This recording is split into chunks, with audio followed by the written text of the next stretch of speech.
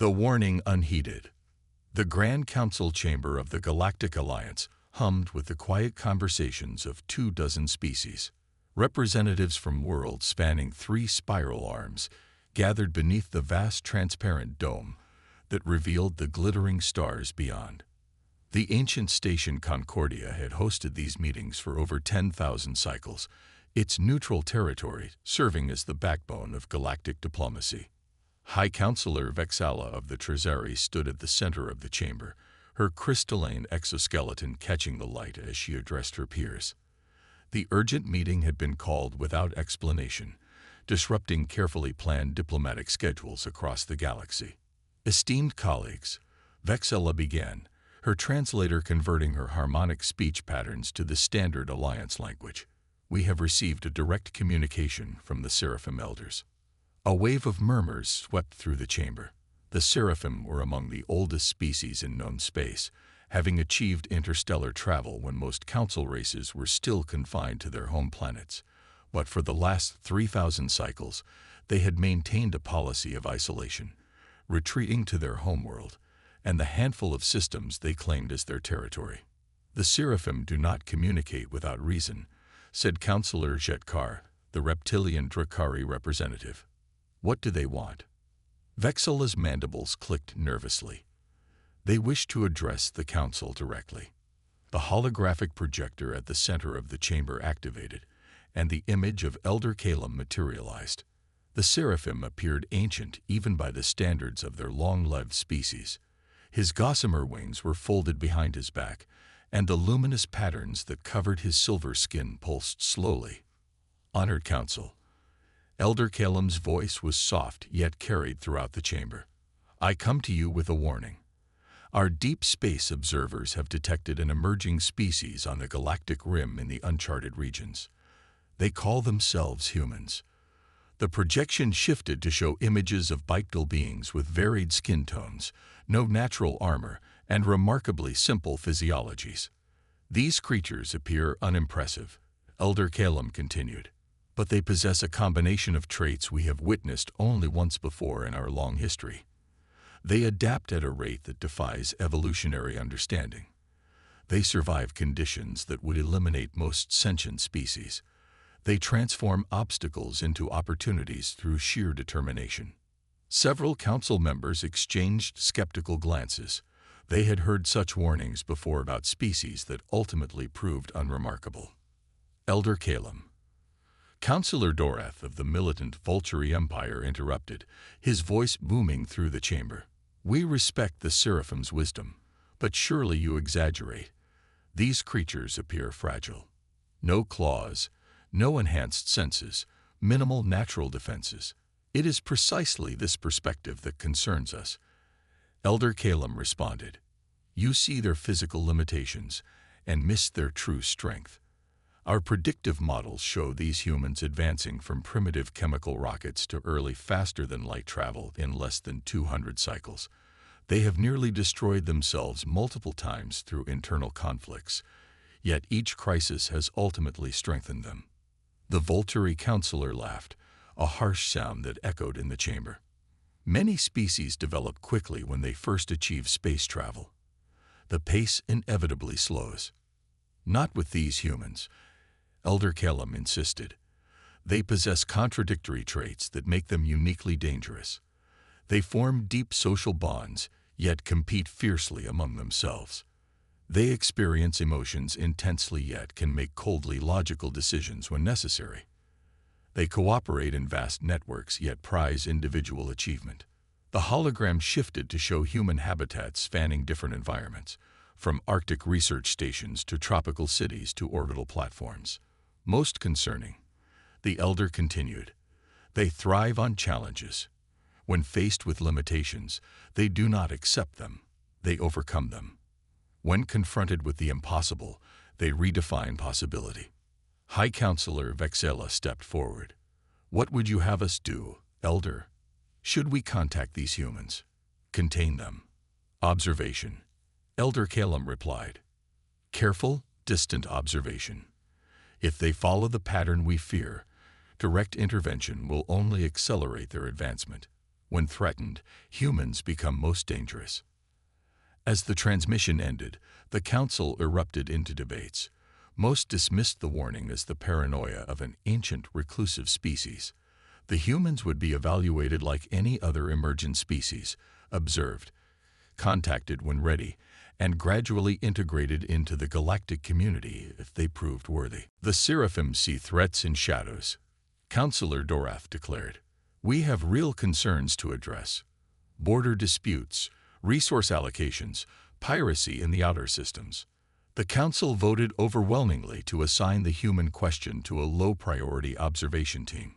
What none of them noticed was the final, partially corrupted segment of Elder Kalem's transmission, filed away in the system but never reviewed. Have seen their kind before. The similarities are unmistakable. They are coming, and nothing in this galaxy can stop them. Captain Jetmira of the Drakari exploratory vessel Windseeker stretched her scaled limbs as she reviewed the latest sensor data. The ship had been mapping the edges of known space for nearly a cycle, documenting stellar phenomena and cataloging potential resource-rich systems. It was routine work, important, but rarely exciting.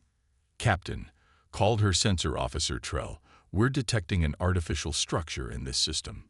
Zetmira's head frills extended in surprise. The star system wasn't on any alliance charts. "What kind of structure?" "It appears to be a small outpost or research station, orbiting the fourth planet. Life signs." "Yes, but strange ones. Doesn't match any species in our database." Zetmira considered the implications. First contact situations were regulated by strict alliance protocols. Maintain distance. Send standard greeting package on all frequencies. The response came quickly, too quickly. The unknown species had deciphered their communication protocols and language structure in minutes rather than days. The view screen activated to reveal one of the bipedal creatures Elder Kalem had shown the Council months earlier. "Greetings, Windseeker. I am Director Elena Novak of the Earth Exploratory Corps. Welcome to New Horizon Station." The human smiled, showing flat teeth unsuited for tearing flesh. Zetmira blinked in surprise. "You understand our language already." "We've developed effective translation algorithms," the human explained. "Your greeting package contains sufficient linguistic samples for our systems to establish basic communication. We're eager to improve it through conversation." Over the next few days, Zetmira found herself increasingly fascinated by these humans. Their outpost was crude by Alliance standards, yet ingeniously designed to maximize efficiency. Their technology was a bizarre mix of surprisingly advanced systems cobbled together with almost primitive components. Most striking was their adaptability. When a radiation leak threatened part of their station, the humans didn't evacuate as protocol would dictate. They improvised a solution using materials that weren't designed for such purposes. When Jetmira mentioned that Drakari found the station's oxygen levels slightly uncomfortable, the humans immediately adjusted their environmental controls in the meeting areas, despite the inconvenience to themselves. "How long have you been in space?" Jetmira asked Director Novak during one of their cultural exchanges. "Depends on how you define it," Novak replied. "Our first orbital flight was about 300 Earth years ago. First moon landing about 200 years ago. Interstellar capability is recent, just the past 50 years." Jetmira's frills flattened against her head in shock. The Drakari had taken nearly 1,000 cycles to progress from orbital flight to interstellar travel. "And how many habitable worlds have you colonized?" 17 so far, answered Novak casually. Plus 36 orbital habitats and mining operations. We're expanding quickly now that we've refined our FTL drive. When the Windseeker departed a week later, Jetmira immediately filed her report with the Drakari government and the Alliance Council. The humans were advancing far more rapidly than anyone had anticipated. Their adaptability and resourcefulness were remarkable, and potentially concerning. The Council, however, was preoccupied with a border conflict between the Volturi Empire and the Phaedon Coalition. The human question was noted but deemed non-urgent. A formal contact mission would be arranged within the next 5 cycles, standard procedure for new species. But 5 cycles would prove far too long. Admiral Dorath stood before the Volturi Emperor, his crimson battle armor gleaming in the throne room's harsh light. The Empire had grown strong by identifying and neutralizing threats before they became unmanageable. "The reports are concerning, my Emperor," Dorath explained. "These humans have established 17 colonies in just 50 of their years. Their technological development is accelerating beyond all predictive models." Emperor Kelvor nodded slowly, his 6 eyes blinking in sequence. "And what does your instinct tell you, Admiral?" "They are a threat. Not yet, but soon. They consume resources voraciously. Their expansion trajectory will bring them to our borders within 10 cycles."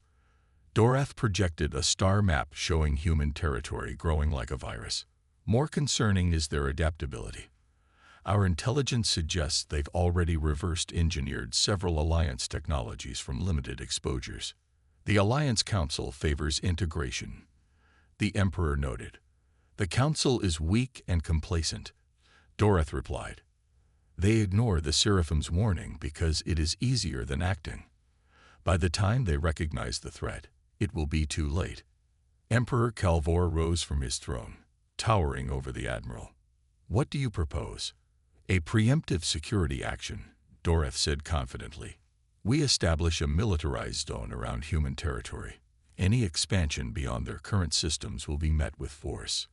We position it as protecting Alliance interests from an unpredictable species. And if they resist—" Dorath's mouth parts formed the Volturi equivalent of a smile. "Then we demonstrate why the Volturi Empire has stood for 10,000 cycles. These humans may be adaptable, but they are young and fragile. A decisive lesson now will save us from a costly war later." The Emperor considered this, then nodded. "Proceed, Admiral. Ensure this action appears defensive rather than aggressive. The Alliance must see us as protecting galactic stability." As Dorath left the throne room, he felt satisfaction. The humans would soon learn their place in the galactic hierarchy. The Seraphim might fear these creatures, but the Volturi had suppressed dozens of aggressive species over their long history. These humans would be no different. What neither Dorath nor the Emperor understood was that humans had been adapting to existential threats since their earliest days. What the Volturi saw as a simple show of force, humanity would perceive as something entirely different. A challenge to overcome, a puzzle to solve, a threat to their survival. And nothing in the galaxy was more dangerous than humans fighting for survival, underestimating the inevitable. The attack came without warning. 7 Volturi battle cruisers dropped out of hyperspace near Nova Terra, humanity's most populous colony outside the Sol system. Their weapon systems powered up immediately, targeting the orbital defense platforms. "This is Admiral Dorath of the Volturi Empire." The transmission echoed through Nova Terra's command center. "Your species has expanded beyond acceptable parameters. This system is now under Volturi authority. Surrender your military assets and prepare for occupation." Governor Elise Chen stared at the alien warships on the display, her face grim but composed. Nova Terra's 5 million colonists had built their home from nothing over 3 generations. They would not surrender it easily. "Admiral Dorath," she responded, her voice steady. "We have violated no treaties. We've established this colony in unclaimed space according to galactic norms. The Volturi have no authority here." Dorath's harsh laugh echoed through the comm system. "Authority comes from strength, human. You will learn this lesson now, or your people will suffer." The first salvos destroyed 3 defense platforms instantly.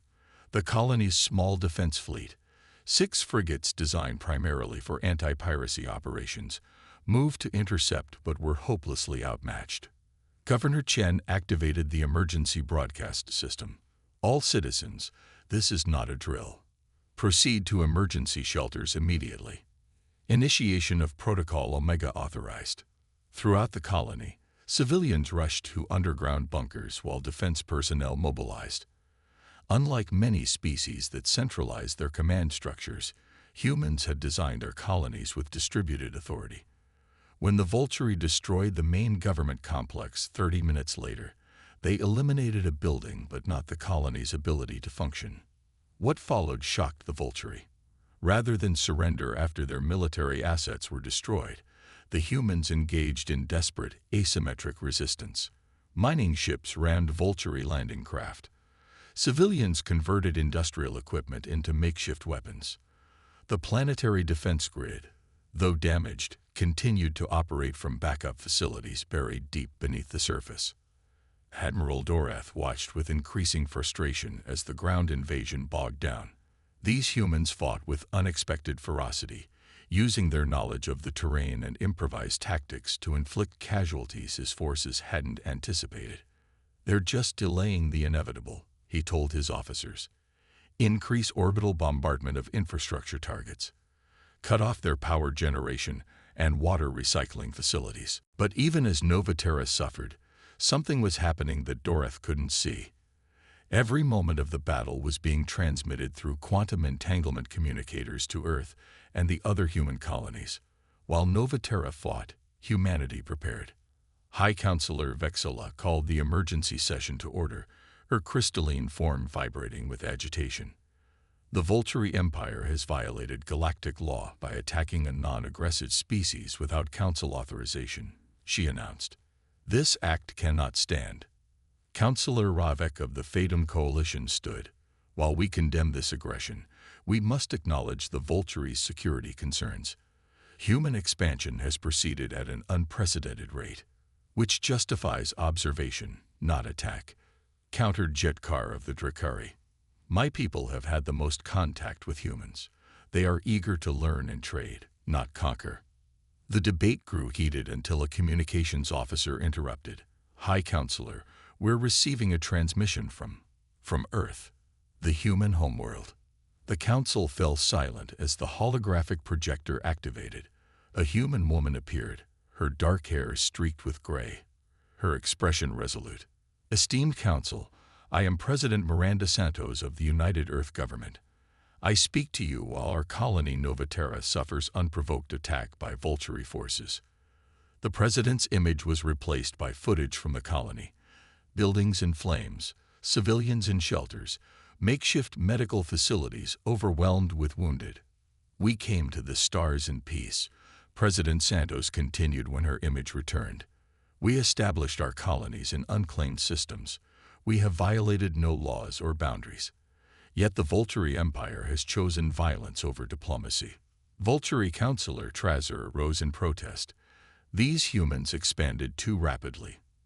They consume resources at unsustainable rates. Their genetic adaptability threatens established species. And this justifies the slaughter of civilians," President Santos asked quietly. "Is this the justice the Alliance represents?" The question hung in the air like a blade. "The United Earth Government formally requests Alliance intervention to end this illegal aggression," Santos continued. "However, know this, with or without your help, humanity will defend itself. We have recalled our fleets. We have activated our reserves. We did not wish for war, but neither will we perish without resistance." The transmission ended, leaving the council in turmoil. Many had expected humans to plead for protection as other young species had when faced with aggression from established powers. Instead, they had witnessed determination and a clear warning. Elder Kalem's words echoed in Vexala's mind. When threatened, humans become most dangerous. The Alliance debated while Novaterra burned. For 2 weeks, the colony held out against overwhelming odds through sheer tenacity and improvisation. Then, just as Admiral Dorath prepared for the final assault on the colony's central habitat dome, sensors detected multiple hyperspace signatures. "Admiral," his tactical officer called out, voice tense. "Multiple vessels emerging. Configuration unknown." Dorath watched with disbelief as 48 human warships dropped into normal space.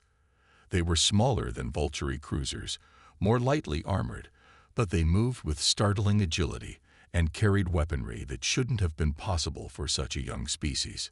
"How?" he demanded. Their technology shouldn't be this advanced.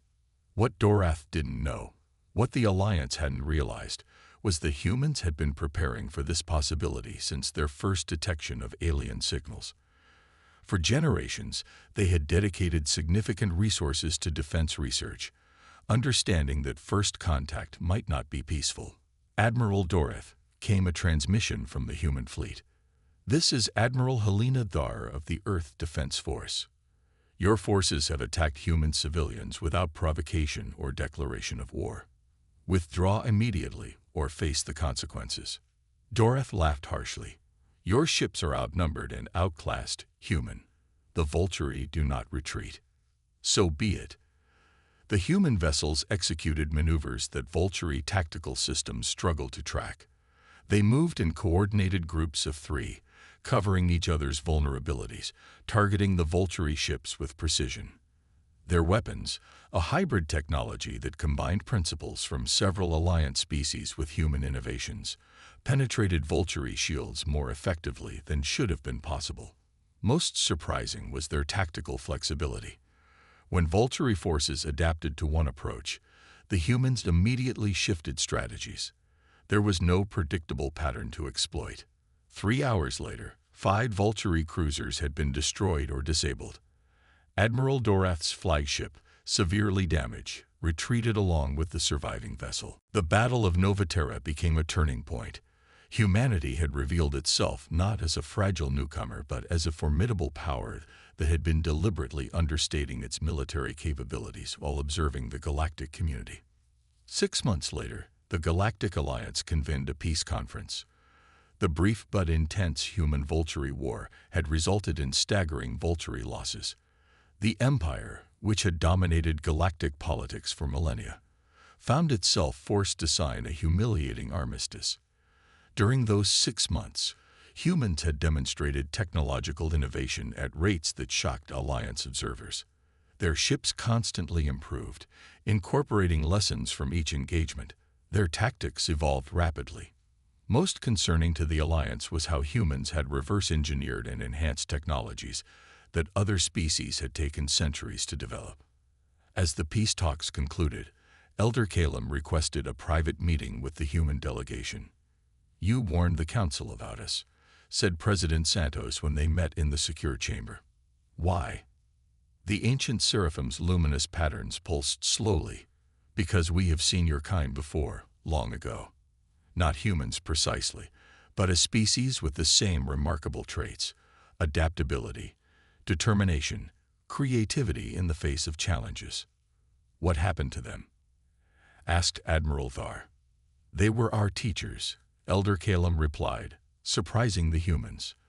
"The precursors, as we called them, discovered our worlds when the seraphim were still planet-bound.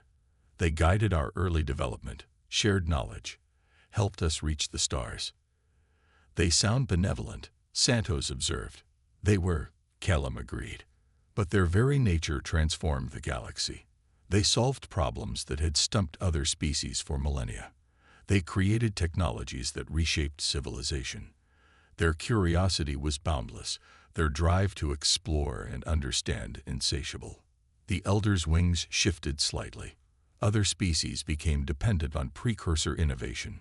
Some grew resentful of their influence. Eventually, conflict erupted, not because the precursors sought war, but because they had become so central to galactic civilization that their very existence threatened the identity and independence of other species. Admiral Dar leaned forward.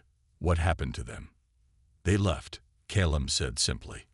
"When they realized their presence was causing more harm than good, they departed for intergalactic space. They chose exile rather than dominance or conflict." The room fell silent as the humans absorbed this information. "You believe we'll follow the same path," President Santos finally said. "I believe you have the same potential," Calum corrected. "How your story unfolds depends on choices yet to be made, both yours and those of the Alliance races." "Is that why you isolated your species?" Admiral Dar asked. "Fear of dependence. Caution," the Elder clarified.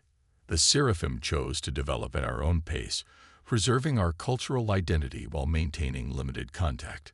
We neither hide from the galaxy nor allow ourselves to be defined by it. President Santos nodded slowly. A balanced approach, one we might learn from. One cycle later, the Galactic Alliance had transformed. Human representatives now sat on the council, their insights sought on matters ranging from technology to diplomacy. Human innovations had begun spreading throughout Alliance space, improving everything from medical care to agricultural yields. The feared domination hadn't materialized. Instead, humans had demonstrated an unexpected talent for collaboration, forming partnerships with species whose strengths complemented their weaknesses. The adaptability that made them dangerous in conflict made them valuable in cooperation. In the council chamber, newly appointed human counselor Adrian Okoro conferred with Elder Calum, who had emerged from isolation to serve as an advisor during this transition period. The Vulturi still view us with suspicion, Okoro noted. As do many others, Calum acknowledged. Fear of change runs deep among species who measure their civilizations in millennia rather than centuries. Yet change is inevitable, Okoro replied. Even without humans, the galaxy would continue to evolve. True, the elder agreed. But you accelerate the process. Your questions challenge assumptions that have gone unexamined for cycles. Your approaches offer new solutions to old problems. Okoro smiled. Is that why you warned the council about us? Not to contain us, but to prepare them. Calum's luminous patterns shifted in what humans had learned was amusement. Partially. I also hope to prepare you. The transition hasn't been, won't be, without difficulties. Integration while maintaining identity is perhaps the greatest challenge any species faces. Across the chamber, representatives from 24 worlds debated the proposed Human Alliance exchange program. Some embraced the opportunity to learn from these newcomers. Others feared cultural contamination or technological dependence. The discussions were heated but productive, a sign of healthy dialogue rather than entrenched opposition.